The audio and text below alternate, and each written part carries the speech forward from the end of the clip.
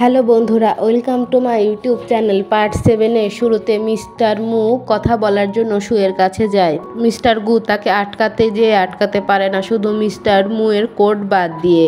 Mister মু শুয়ের কাছে যেয়ে বলে, আমার সব কিছু মনে পড়ে গেছে, আর এটাও মনে পড়েছে যে তুমি আমার বডিগার্ড শু।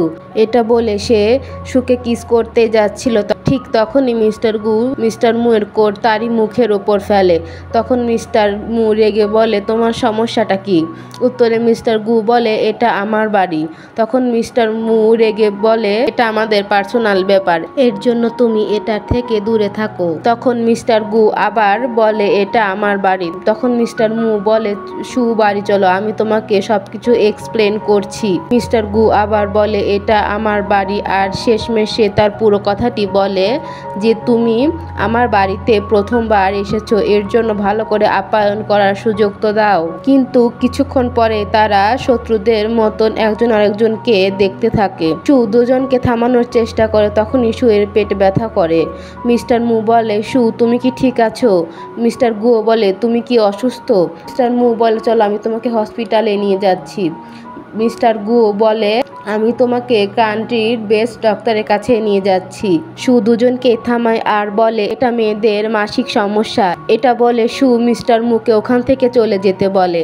মিস্টার গুও রেডি ছিল। শুয়ের বলার সাথে সাথে মিস্টার গুকে বের করার জন্য টানতে থাকে। মিস্টার মু বলে, তোমার সমস্যাটা কি? এটা বলে সে শুয়ের হাত ধরে বলে, তুমি কি চাও আমি এখান থেকে চলে যাই? শু তার হাত ছাড়িয়ে বলে, হ্যাঁ আপনি এখান থেকে চলে যান। তখন মিস্টার মু অনেক স্যাড হয়ে যায় এবং না চাইতে ওখান থেকে চলে যেতে হয়। নেক্সট সিনে মিস্টার মুকে এক মলে দেখানো হয়, যেখানে সে শুয়ের জন্য স্যানিটারি প্যাড কিনতে গিয়েছিল, কিন্তু এতগুলো ব্র্যান্ড দেখে সে কনফিউজড হয়ে যায় আর কিছু মেয়েদের কাছ থেকে সাহায্য নেয়। আর ওই মেয়েগুলো মিস্টার মুয়ের হাতে অনেকগুলো স্যানিটারি প্যাড ধরিয়ে দেয়। সে ওগুলো নিয়ে ওখান থেকে চলে যাচ্ছিল, তখনই সেখানে তার অ্যাসিস্ট্যান্ট তাকে দেখে নেয়। তার গু তাকে ওখানে দেখে দৌড়ে তাড়াতাড়ি করে ওখান থেকে পালিয়ে যায়, কারণ সে চাইছিল না তার অ্যাসিস্ট্যান্ট তাকে এইভাবে দেখুক।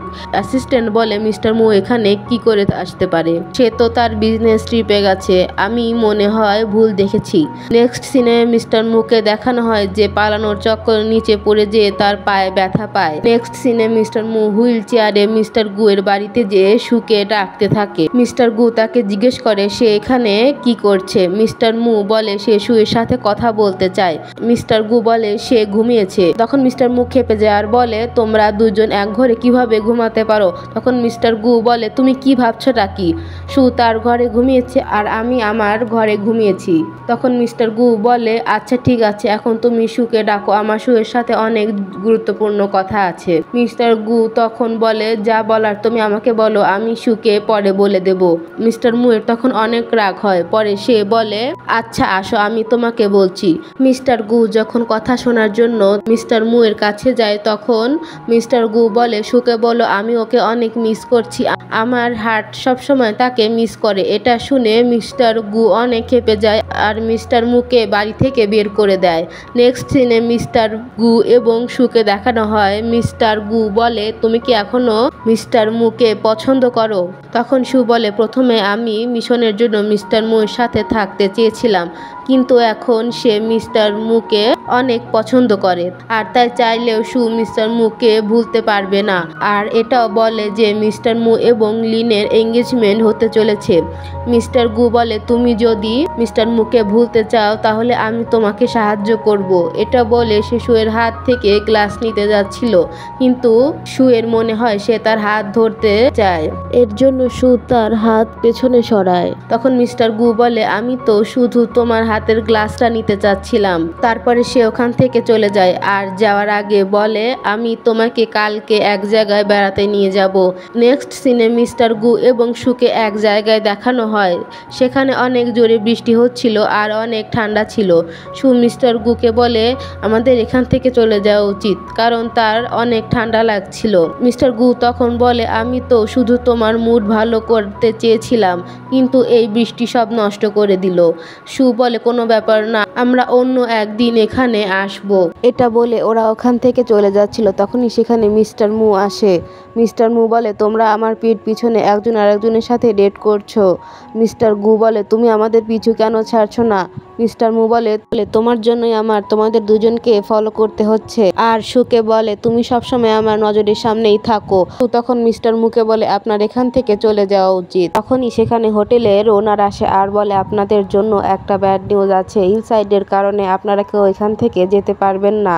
আর একটা গুড নিউজও আছে যে এই সপ্তাহে এই হোটেলের রেন্ট ডবল হয়ে গেছে। তখন সু বলে, আমাদের এখানে থেকে যাওয়া উচিত। তখন মিস্টার গু বলে, আমাদের এখানে থেকে যাওয়া উচিত। তখন মিস্টার মু সুকে বলে, তুমি কার সাথে থাকবে? আমি তোমাদের দুজনকে একসাথে কিছুতেই থাকতে দেব না। তখন ওই হোটেলের ওনার বলে, এই হোটেলে 2টি রুম খালি আছে, আপনারা চাইলে এখানে থাকতে পারেন। তখন সু এবং মিস্টার গু ওখান থেকে চলে যাচ্ছিল। তখন মিস্টার মু সুকে ডাকে এবং তার হুইল চেয়ার ধাক্কা দিয়ে তাকে সেখান থেকে নিয়ে যেতে বলে। তখন সেই হোটেলে ওনার বলে, তোমরা দুজন কাপল ভিতরে যাও, আমি ওনাকে নিয়ে আসছি। তখন মিস্টার মু খেপে যায় আর বলে, আপনি কাপল কাকে বলছেন? ওরা দুজন মোটেও কাপল না। নেক্সট সিনে মিস্টার গু এবং মিস্টার মুকে দেখানো হয় যারা একই রুম শেয়ার করে। মিস্টার মু মিস্টার গুকে অনেক জ্বালায় আর ধাক্কা মেরে মেরে বিছানার বাইরে করে দেয়। মিস্টার গু রেগে মিস্টার মু এর দিকে তাকায়।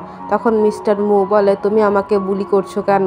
মিস্টার গু তখন বলে, বাচ্চাদের মতন আচরণ করা বন্ধ করো।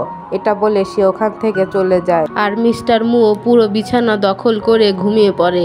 সকালে তার ঘুম এক ফোন কলের শব্দে ভাঙে। ফোন ধরলে ফোনে মিস্টার মু এর ক্লায়েন্ট বলে, আজ 11টার সময় তাদের ভিডিও কনফারেন্স মিটিং ছিল, কিন্তু অলরেডি 11টা বেজে গেছে, কিন্তু আপনি এখনো আসেননি। কিন্তু মিস্টার মু এর চিন্তা না হয়ে মিস্টার গু এবং সু এর চিন্তা হয়। সে ফোন কাটে আর বলে, মিস্টার গু এবং সু কি এখান থেকে চলে গেছে, আর তারা কি করে এভাবে যেতে পারে। আর এখানে পার্ট 7 শেষ হয়ে যায়।